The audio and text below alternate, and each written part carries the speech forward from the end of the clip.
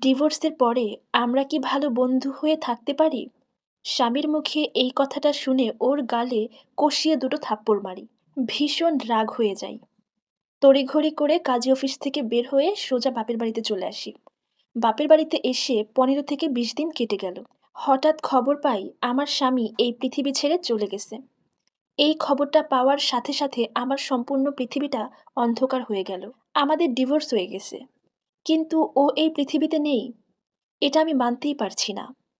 ওর মৃত্যুর খবর পেয়েই আমি তখনই ওদের বাড়িতে চলে যাই। সেখানে যেতে না যেতেই আমার ননদ আমার হাতে একটা চিঠি ধরিয়ে দিল আর বলল, "ভাবি, ভাইয়া বলেছে তুমি এখানে আসলে তোমাকে এই চিঠিটা দিতে।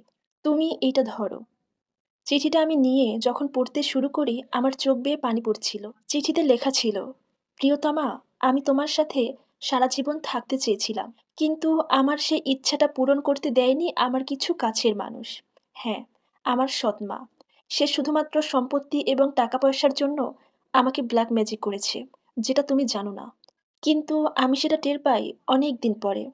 আমাকে ব্ল্যাক ম্যাজিক করা হয়েছে আরও ২ বছর আগে। তাই আমি এত অসুস্থ থাকতাম। ডাক্তারের কাছে গেলেও তারা আমার কোনো রোগ ধরতে পারত না। কিন্তু আমার শরীর প্রচণ্ড দুর্বল হয়ে যায়।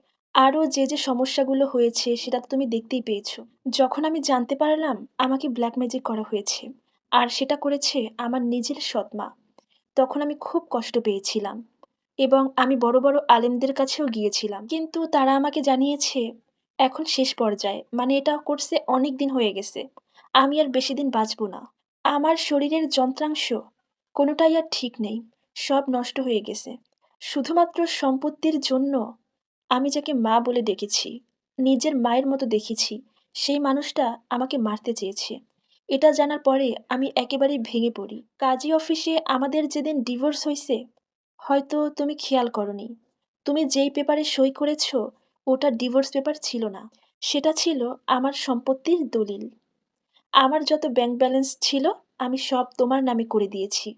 এখন থেকে এই বাড়ি, টাকা পয়সা, সম্পত্তি, যাবতীয় যা আছে সবকিছুর মালিক একমাত্র তুমি। আমার সবকিছুই তোমাকে আমি উইল করে দিয়েছি। তখন তুমি এতটাই রেগেছিলে যে পেপারে কি লেখা ছিল তুমি সেটাও দেখোনি। আমি কোনোদিন তোমাকে ডিভোর্স দেওয়ার কথা চিন্তাও করতে পারতাম না। আমি তোমাকে খুব ভালোবাসি। আমি চেয়েছিলাম সারা জীবন তোমার সাথেই থাকতে। কিন্তু সেটা আর হলো না আমার সৎ মায়ের জন্য। তোমার কাছে আমার শেষ একটা অনুরোধ আছে।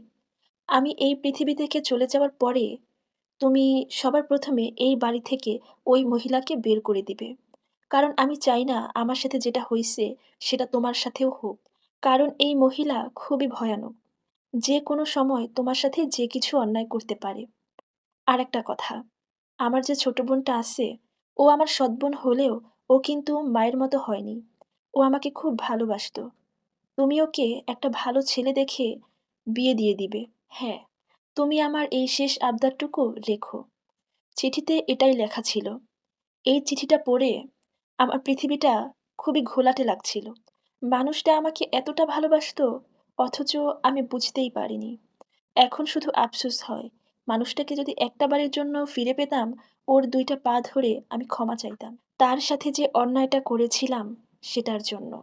সো ভিউয়ার্স, এতক্ষণ ধরে যে স্টোরিটা শুনলেন, এটা একটা আপুর জীবন থেকে নেয়া। ধন্যবাদ।